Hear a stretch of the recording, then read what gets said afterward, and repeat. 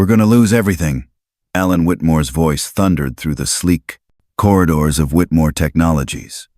The 6-year-old CEO had just learned that his French translator had canceled 40 minutes before the biggest deal in the company's history. A $100 million contract with a French medical group was on the line, and there was no backup. Panic gripped him. That's when he heard it. A soft voice in fluent French. It wasn't a consultant or executive. It was Jasmine, the 2-year-old daughter of the building. Janitor, Henry Lewis. She was simply there to bring her father his wrench. But in that moment, she became the company's only hope. Jasmine had been raised by her Haitian grandmother, speaking French from the age of 2. Curious and brilliant, she had studied French medical terminology for fun and even corrected official documents within minutes. Despite initial doubts, Alan took a leap of faith. What happened next shocked the entire boardroom. With poise far beyond her years, Jasmine translated every technical detail flawlessly. More than that, she understood the emotions behind the words. She spoke directly to Mr. Dubois, the French executive, about the daughter he lost in a preventable medical error, using compassion no adult translator had ever shown. By the end of the meeting, the $100 million deal had doubled. Jasmine became the official global ambassador of the project, and Alan, once blind to the hidden gems around him, completely transformed his company's culture. Because that day, a janitor's daughter didn't just save a deal. She opened the world's eyes to what true talent looks like. She's just a janitor's daughter. That single sentence nearly cost David Langston everything. The 8-year-old CEO of Langston Biotech stood frozen in the middle of the conference room, heart racing, sweat soaking through his tailored shirt. Minutes earlier, his professional translator had backed out of a critical meeting with Marseille Group, a French medical conglomerate. The deal on the table, $120 million in AI-based diagnostic software. Langston's legacy, years in the making. The French executives had made one thing clear: French only, no exceptions, no delays. David had nearly given up until he heard a voice fluid, flawless French, drifting from the hallway. He followed the sound and discovered Talia Bennett, a 2-year-old girl in a patched backpack and worn sneakers, handing her father, Robert Bennett, the night janitor, a wrench. When David asked, Robert explained shyly that his daughter had learned French from her Haitian grandmother and taught herself advanced vocabulary at the local library. She had even volunteered as a museum guide, shocking tourists with her fluency. David was desperate, so he asked the unthinkable, "Talia, would you be willing to translate in a high-stakes meeting?" The girl didn't blink. "Yes, sir. But may I first ask what kind of medical technology we're presenting?" I did some research on Marseille Group's leadership. I think understanding Mr. Dubois' personal motivation might help. David was floored. Talia had spent her school lunch breaks researching the visiting executives. She knew that CEO Philippe Dubois had lost his daughter, Amelie, in a preventable hospital accident. She even knew which regional French idioms his team often used to test translators. This wasn't a child guessing her way into an adult room. This was a strategist. The board was skeptical. Some laughed. Others warned David of public embarrassment. But, with 10 minutes left and no alternative, he gave Talia the go-ahead. From the moment she introduced herself in elegant Parisian-accented French, the room fell silent. The French executives, initially aloof, were visibly stunned. Talia translated not just with technical precision, but with emotional intelligence, framing the AI system not just as innovation, but as redemption. When Dubois questioned whether the technology could have saved his daughter, Talia looked him in the eye and said softly, "Each child this technology protects carries Amelie's legacy forward." Philippe Dubois broke into tears. Within an hour, the deal was signed and doubled. Langston Biotech secured a $240 million biotech investment, and Dubois requested that Talia serve as the project's global ambassador, not translator, ambassador. In the following weeks, the story went viral. Talia was featured on major networks, praised by Harvard professors, and invited to speak at the UN Youth Forum. But she remained unchanged. She still cleaned up after school, helped her dad mop office floors, and continued teaching French to immigrant children at her neighborhood church. David, meanwhile, transformed everything about his company. Robert Bennett was promoted to facilities director. Diversity programs were launched. Hidden talent among interns, clerks, and support staff was identified, trained, and elevated. 6 months later, a competitor CEO arrived at Langston's office. His company had lost 3 major deals, all brokered by Talia. "We want her to advise us," he said. "Name your price." Talia smiled and replied, "I'm not for sale. But if you invest $5 million into scholarships for inner-city youth, I'll help you learn how to listen." Now 13, Talia is building her own consulting firm, aimed at helping companies recognize the unseen brilliance around them. And David? He often stares at the plaque in the lobby that reads, "Genius has no uniform. Brilliance speaks in many accents." Look closer. Because the day a CEO listened to a janitor's daughter, he didn't just save a contract, he found the future. "We don't need a child in a boardroom." That was the sentence whispered by a senior executive moments before everything changed. The third-floor boardroom at Dalton Medical Technologies buzzed with tension.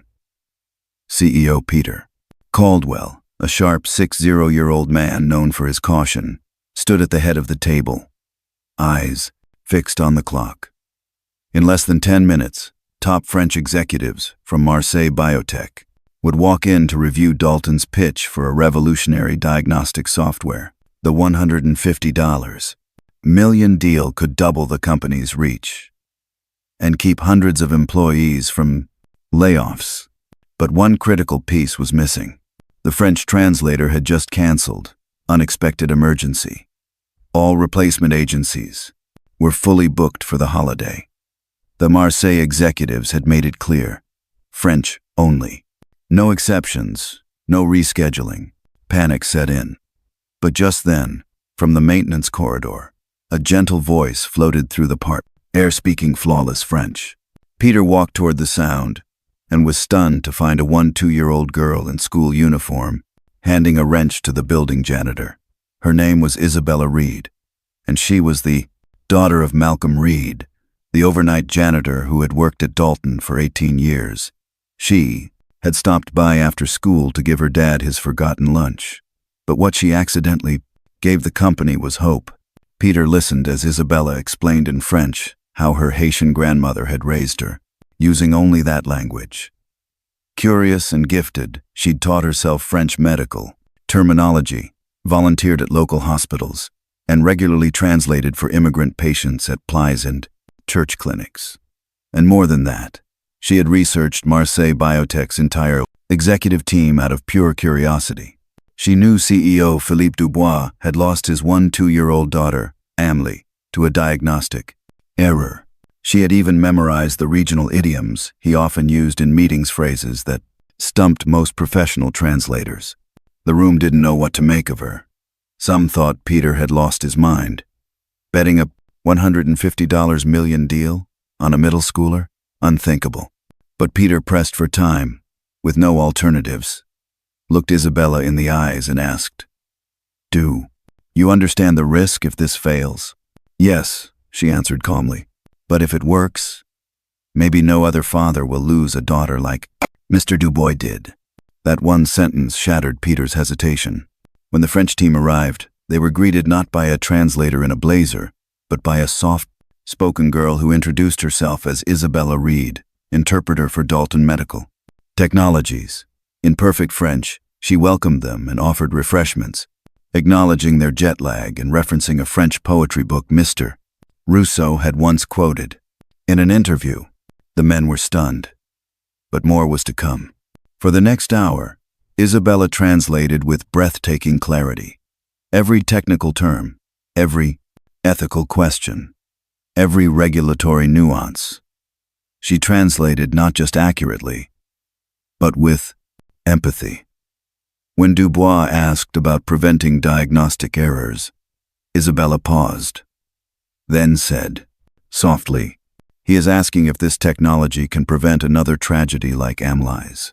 He wants to know if your software sees not just data, but people." Peter replied, voice shaking. "It was built for one purpose, to make sure no one loses a child, to misdiagnosis ever again." Isabella added, "Without instruction, and in every life it saves, Amli's story lives on." There was silence, then tears. Philippe Dubois, the hardened executive, stood and said, "You didn't hire a translator.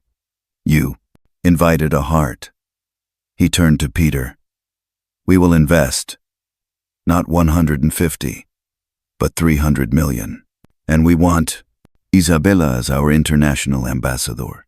Isabella looked at her father, whose eyes were now filled with pride and disbelief. The news went viral. Within 48 hours, Isabella became a global symbol of overlooked brilliance. She was interviewed on international news, praised by business leaders, and invited to speak at education conferences. But nothing changed her. Every afternoon, she returned home to help her dad with chores. She continued tutoring immigrant children in French, and she never once asked for money or attention. Meanwhile, Dalton Medical Technologies launched an internal audit and found several more employees with hidden talents that had been overlooked. The company rewrote its hiring and development policies. Malcolm Reed was promoted to operations supervisor. Isabella helped design a corporate inclusion program used by Fortune 500 companies. 6 months later, Peter stood by the lobby wall of his company, beneath a new plaque that read, "True talent doesn't need a title, it needs to be seen." Isabella Reed's photo hung proudly beside it, the youngest ambassador in corporate medical history, and as she led a delegation of Japanese investors through a software demonstration in fluent Japanese, no less, Peter Caldwell finally understood. He hadn't just saved a deal, he had discovered a revolution that had been quietly mopping his floors for 18 years. "Who let a janitor's daughter into the conference room?" Those were the first words Ethan Grayson, CEO of Grayson Tech Solutions, heard as he walked into the boardroom. Moments away from what was supposed to be the most important deal of his career. A $200 million partnership with Louvre Medical, a French medical innovation firm, hung in the balance, but the interpreter, carefully vetted, highly paid, had canceled last minute due to a family emergency. No backup, no delay allowed. The French team had flown in just for this meeting and made it clear. No French, no meeting. Panic, scrambling. And then, a voice. Not a senior executive, not a language consultant, but Eliana Jones, the 13-year-old daughter of Marcus Jones, the facility janitor, who just happened to be cleaning the hallway with her dad. She had overheard the commotion, seen the stress, and quietly stepped in to say, in fluent, precise French, that she might be able to help. Ethan was stunned. At first, he hesitated. She was just a kid, dressed in a hand-me-down school uniform and carrying a well-worn backpack. But when Eliana introduced herself to the French guests with the poise of a trained diplomat, everything changed. She didn't just translate the words. She captured the tone, the intention, the heart behind the technology Grayson Tech was presenting. What no one knew was that Eliana had been raised by her grandmother, a retired French teacher from Haiti, who insisted on speaking only French at home. She devoured books from Haiti French, the local library, watched French medical documentaries, and volunteered at clinics as a community interpreter. On weekends, she taught French to newly arrived immigrant children, all at 13 years old. As the meeting progressed, it became clear. Eliana wasn't just translating, she was connecting. She recalled specific details about Mr. Laurent, the CEO of Louvre Medical, including the tragic loss of his son to a misdiagnosed illness, a pain that fueled his passion for innovation. She mentioned a quote from a French medical ethics journal Laurent had written years earlier, stunning the executives into respectful silence. When Laurent asked if the diagnostic software Grayson was developing could prevent the kind of mistake that cost his child's life, Eliana translated the question, paused, and added, "He's not just asking if your technology works. He's asking if it cares." The room fell silent. Ethan, humbled, answered, "It was built by people who've known loss. And we built it so that no parent ever feels helpless again." Eliana didn't blink. "And that," she said softly in French, "is what Mr. Laurent has waited years to hear." The executive signed immediately. Not $200 million, $300 million. With an addendum. Eliana Jones would serve as the official spokesperson and ambassador for the initiative across North America and Europe. What began as a disaster turned into the most groundbreaking moment in Grayson Tech history. But Eliana, she went back to school the next day like nothing happened. No demands, no ego. She kept tutoring French at the community center. Her only request? That part of the funding be used to create a scholarship fund for students from working-class families. Ethan, forever changed, launched a company-wide audit and discovered dozens of under-recognized employees with exceptional skills. Promotions followed. Diversity initiatives took root. Marcus Jones, Eliana's father, was promoted to facilities director and became a mentor to other overlooked employees. 6 months later, Eliana stood in front of a group of young interns at Grayson Tech and said, "Don't let where you come from define where you're going. Sometimes the world won't see your worth until you show them." Behind her, a plaque hung on the wall. "Genius wears many uniforms." And below it, a photo of Eliana standing next to the CEO she saved and the world she had already begun to change. She's only 13. What could she possibly know about firearms? That was the comment Colonel Raymond Pierce made when he glanced at the last name on the talent program shortlist. Maya Johnson, age 13. The U.S. Army's elite special skills youth initiative had never seen anyone that young qualify for even the first stage, let alone make it to the finals. But Maya wasn't just a participant. She was about to make history. The daughter of David Johnson, a decorated Army sharpshooter who died in service, Maya, had grown up surrounded by discipline, sacrifice, and quiet strength.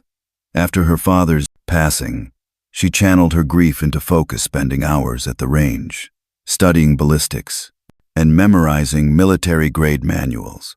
By the time she was 11, she could name every rifle in the U.S. inventory and dismantle a sniper rifle faster than some recruits. But talent alone wasn't what made Maya stand out. It was her mindset. At the program's final exam, a live-fire simulation replicating a hostage situation, Maya didn't just demonstrate precision. She demonstrated judgment, restraint, and leadership. When others rushed in, she held back, recalibrated, and took the cleanest shot only when the target was safest. Her calculated patience saved the virtual hostage and impressed a jury of veterans and experts. When the scores were tallied, Maya had not only passed, she had shattered records. She became the youngest person in U.S. military history to earn the honor badge for precision marksmanship. But the moment that left the entire auditorium breathless was what came next. During the ceremony, the head of the program announced that the Army had decided to rename the training range after her late father David Johnson in honor of his service and Maya's extraordinary accomplishment. Maya stepped forward in uniform, her voice steady as she accepted the honor. "My father taught me that real strength isn't in pulling the trigger, it's in knowing when not to.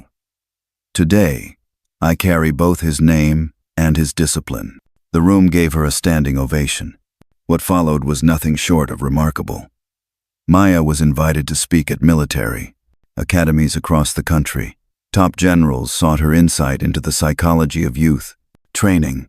She helped develop a special curriculum for future cadets in the program, emphasizing ethics, control, and emotional intelligence in firearm use. But despite her rapid rise, Maya remained grounded. She still returned to her community, center every weekend, mentoring younger kids, especially girls, interested in defense, careers. She once told a reporter, "Talent means nothing if you don't use it to lift others." Her story inspired thousands of children of veterans who had felt invisible.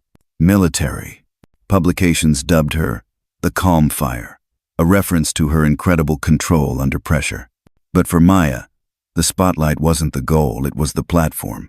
She used her new position to advocate for mental health support for children of fallen soldiers, pushing for funding in areas long overlooked.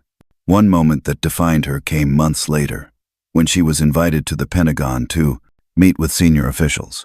Instead of asking for personal recognition, she handed them a list of 25 overlooked children from military families who had similar talents but lacked access. Her message was clear: "I am not an exception. I'm just someone you happen to notice." Today, the David Johnson Memorial Range stands not only as a tribute to a fallen soldier, but as a living symbol of what legacy means when it passes from one generation to the next, with honor, purpose, and quiet power. And at its entrance, a new inscription reads, "Lead with clarity, fire with conscience. Remember who you carry." Maya Johnson, age 13. Because Maya didn't just make history, she carried it forward. With precision, with pride, and with the calm courage her father once wore like a badge. She's just a mechanic's daughter. What does she know about saving lives? That dismissive remark echoed across the conference hall of Whitaker Aerospace, where a panel of elite engineers and corporate executives had gathered to finalize a multi-million.com contract for a new line of adaptive medical aircraft.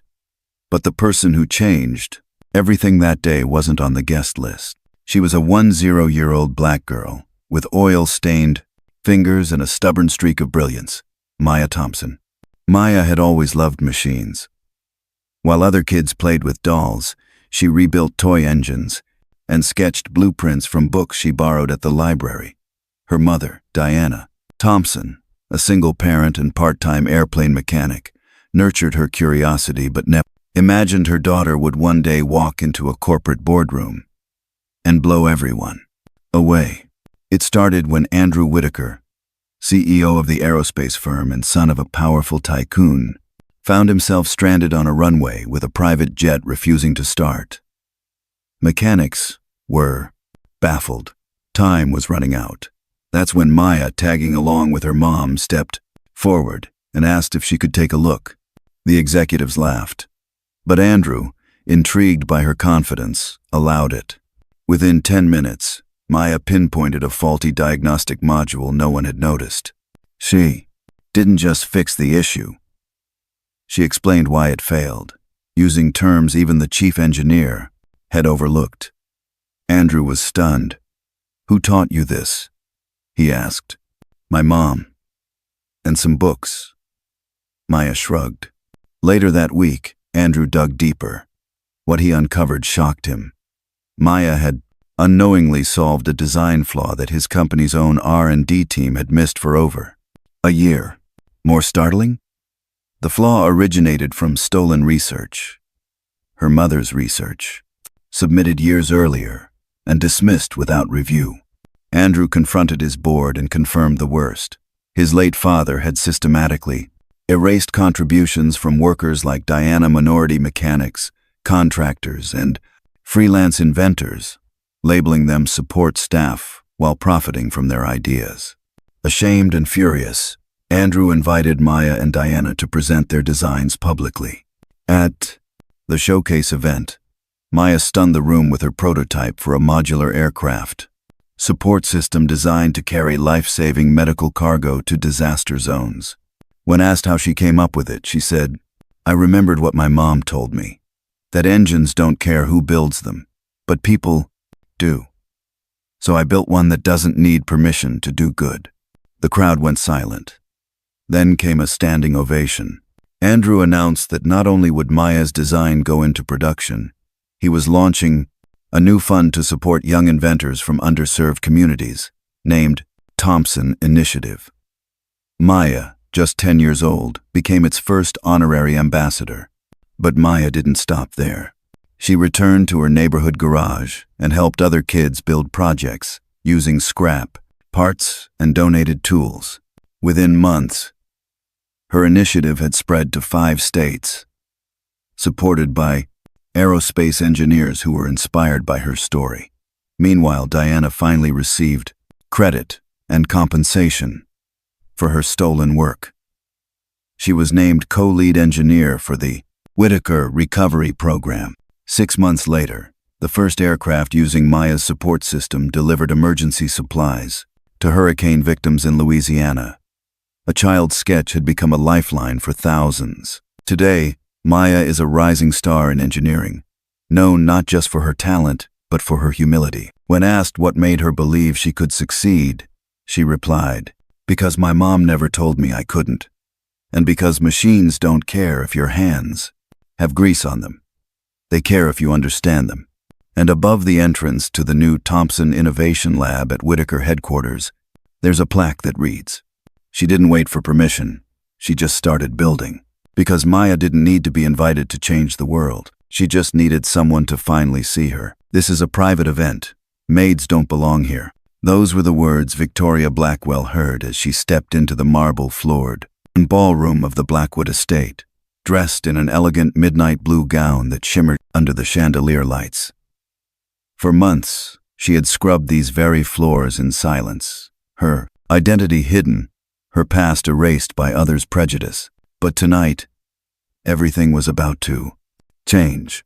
The event was the annual Blackwood Foundation Gala, a celebration of wealth, status, and old family power.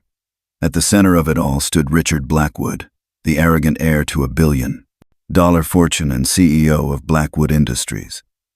He had invited Victoria not as a guest, but as a cruel joke. A maid in a gown, he whispered to his snickering friends, convinced she'd to be too humiliated to show up. But Victoria didn't flinch.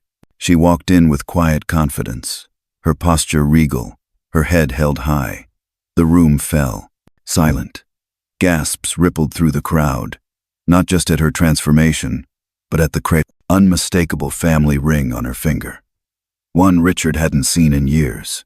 As the pianist paused and all eyes turned to her, Victoria stood beside the podium and calmly said, "Good evening. My name is Victoria Temps Blackwood. I am the rightful heir to this estate." The crowd froze. In the stunned silence, Victoria began revealing the truth.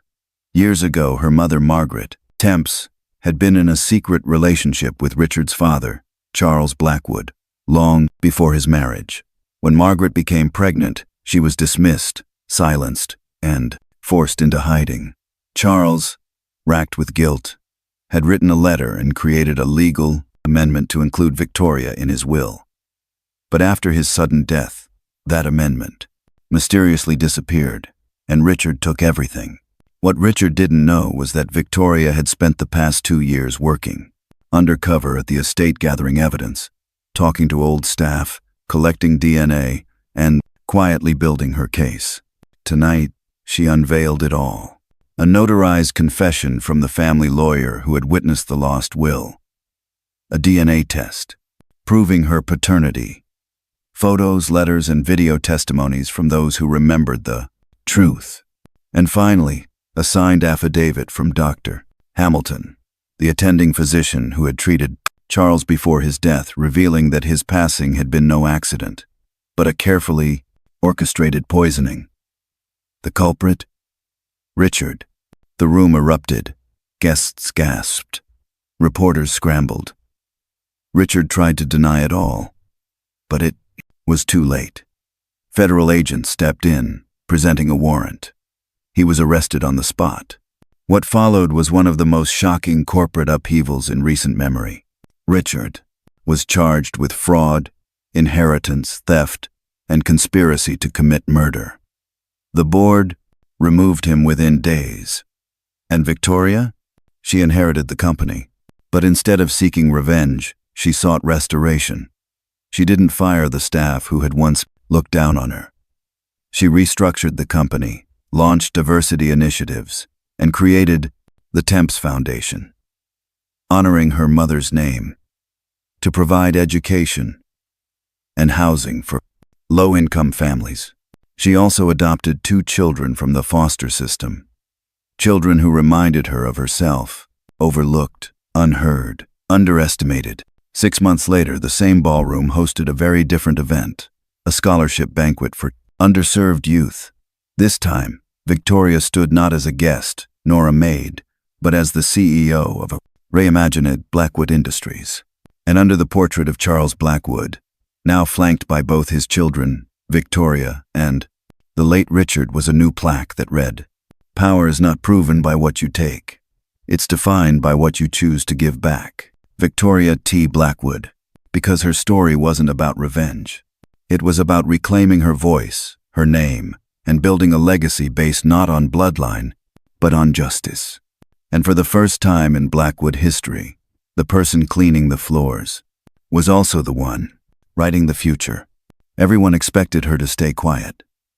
After all, she was just a maid's daughter, barely 14 years old. But when Maya stepped into the courtroom with calm eyes and steady hands, everything shifted. She wasn't there to fight. She was there to prove, not with anger, but with evidence, clarity, and truth. The judge had doubted her. The prosecutor smirked. But one by one, Maya exposed the lies that had nearly destroyed her family. She used school debate techniques, records she'd researched late at night, and her father's teachings about truth and honor. And when the final ruling cleared her grandmother's name, the courtroom didn't erupt in noise. It fell completely silent, because no one expected a teenager from a working-class home to dismantle a corrupt legal argument with such grace. In the months that followed, Maya became a symbol, not just of brilliance, but of quiet courage. She didn't shout to be heard. She prepared to be undeniable. Never underestimate someone based on their age, background, or title. True strength doesn't always shout, it listens, learns, and acts with quiet confidence. Just like Maya, you don't need permission to be powerful. You only need purpose and preparation. If this story moved you, comment below what you'd fight for if given the chance. And don't forget to like, subscribe, and share for more powerful stories that prove extraordinary people are often hiding in the most ordinary places.